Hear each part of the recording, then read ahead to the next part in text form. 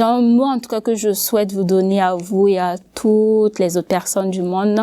Et ce mot, c'est solidarité.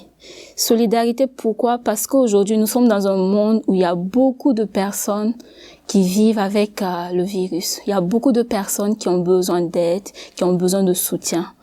Et cette solidarité dont je parle ne doit pas être seulement individuelle. Elle doit être collective. On doit se mobiliser ensemble pour venir à bout de ce virus-là, pour aider les personnes vivant avec ce virus, pour qu'ils se sentent à l'aise, qu'ils se sentent épanouis. Après justement le baccalauréat, j'ai décidé de faire des études de droit parce que j'ai toujours été passionnée par la cause des femmes.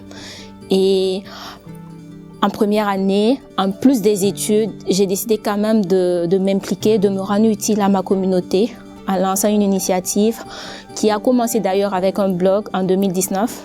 Le blog s'appelle Les Héroïnes du Faso.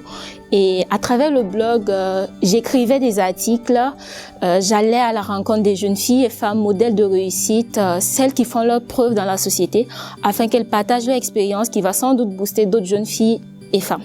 Et sur le long terme, je me suis dit, mais c'est très bien d'écrire, c'est bien de commenter l'actualité, c'est bien de faire des analyses, mais est-ce que tu arrives à atteindre ta cible, qui est la femme, qui est la jeune fille?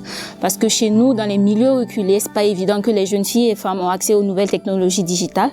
Donc j'ai décidé d'aller sur le terrain, d'aller voir vraiment les réalités de ces dernières, savoir ce qu'elles vivent, comprendre leurs besoins, ce dont elles ont vraiment besoin pour s'épanouir dans la société. Et notre association intervient dans des domaines comme la santé sexuelle et reproductive des jeunes filles et femmes, la lutte contre les violences basées sur le genre, l'éducation des jeunes filles et femmes et l'autonomisation des femmes.